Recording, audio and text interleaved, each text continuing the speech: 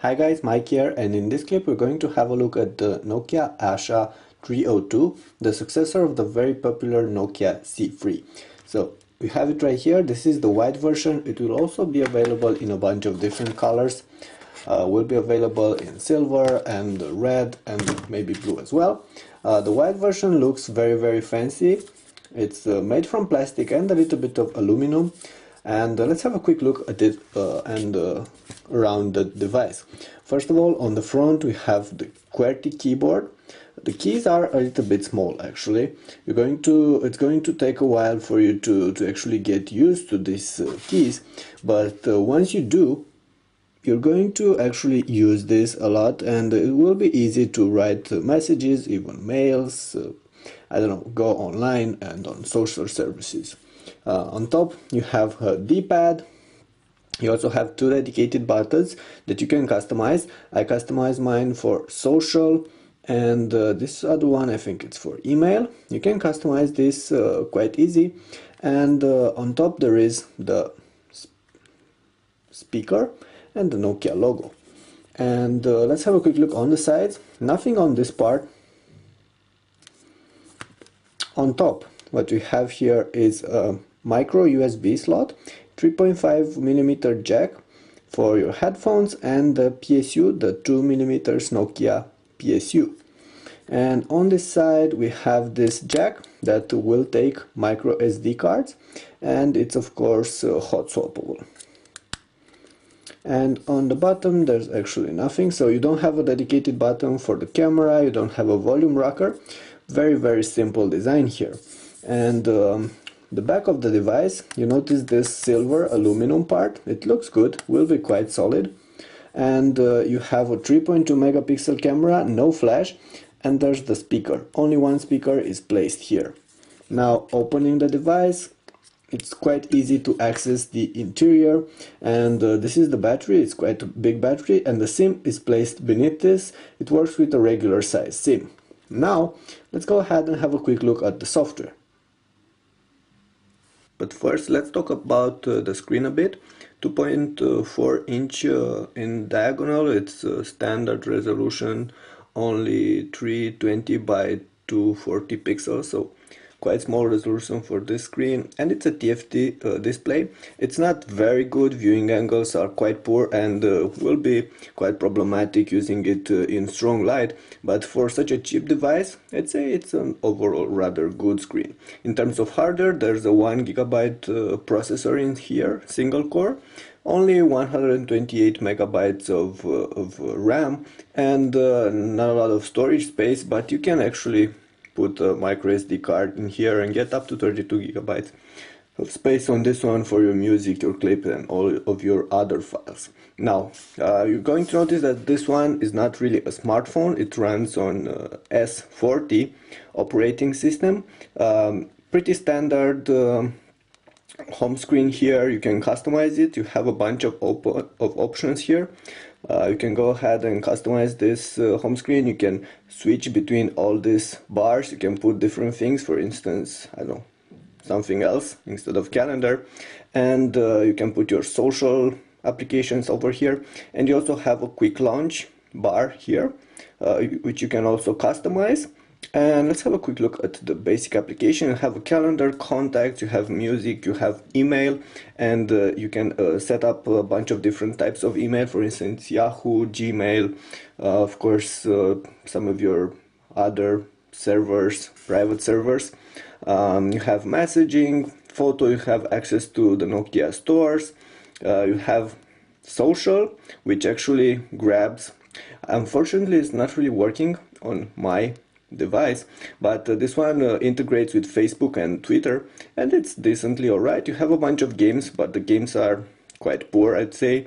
Not really the types of games you will be familiar on devices right now. They look like very old games, so something like this.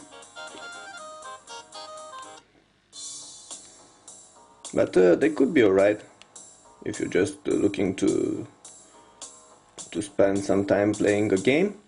Alright, let's go back. Of course there's no multitasking, no real multitasking for this device, because it's just an entry-level phone. And let me go ahead and also show you the internet. And it's Nokia's own browser. Of course, you can install Opera, for instance. I'd say it's better. And let's go ahead and open our Romanian website. Will take a bit of time to load. Although right now we're on wireless, but this one also has 3G, so it's quite fast, up to 14.4 megabits per second 3G. And this is how the website is going to look. This is the mobile version of our Romanian site.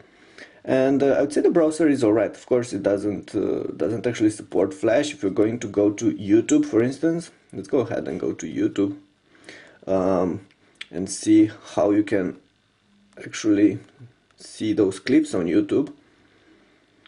They will this one will preload the clips. Okay, let's try the first one. For instance, this one, I don't really know what it is. Device will preload this in its media player application, and it will load it, and then it should work.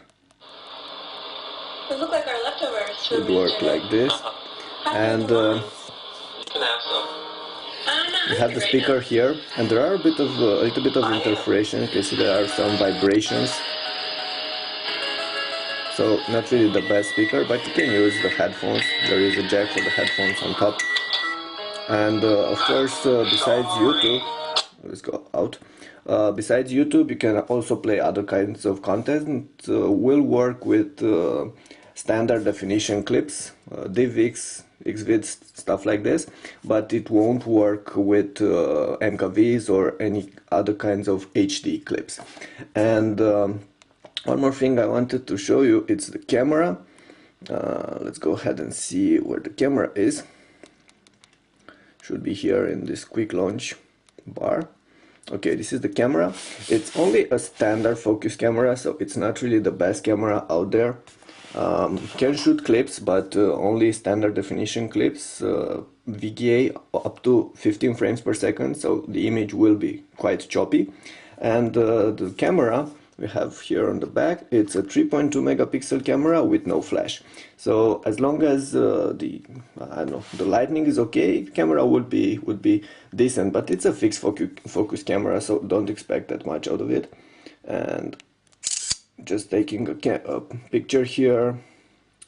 Okay, and this is the standard interface. You have a bunch of options here, pretty standard, actually very standard for the S40 screens. If you're familiar with this, it will be alright. So those were pretty much all the things I wanted to show you about this device. One more thing, it will be quite good for taking calls, making calls. For that, this device actually works good, and you will be able to keep this use this continuously fire for at least 2 days before it runs out of battery life. And if you're going to use it lightly, it will last you like 3 or 4, maybe even more days, because it has like almost a 1500 milliamps battery, and the hardware is not really that needy. Of course, in terms of prices, this is going to be very cheap. You're probably going to get it without a contract for like 150 euros, something like this. And if you want it on a contract, most operators will probably offer it for free. And you can't really expect that many things from a device that goes for this kind of money. But if you want just a regular smartphone, a regular phone, actually not a smartphone, one of the older types of phones that has this full QWERTY keyboard will help you a lot when dealing with your messages, with dealing with your, with your friends, chatting with your friends, going social. This device can be quite good. It's replacing the Nokia C3, and the Nokia C3 was very popular with the same kind of recipe. It was a similar device. This is slightly faster, slightly more compact, and I'd say better built. So overall, this could be a winner, although in 2012, I don't know, there are some very cheap Android devices that will be a tough competition for this one, as long as you don't need the full QWERTY keyboard. Even so, with the full QWERTY keyboard, there are competitors, but more about those you will find in the description below, and of course on the site. Alright, that's it for now. Thank you. That was Mike with the Nokia Asha 302 video review.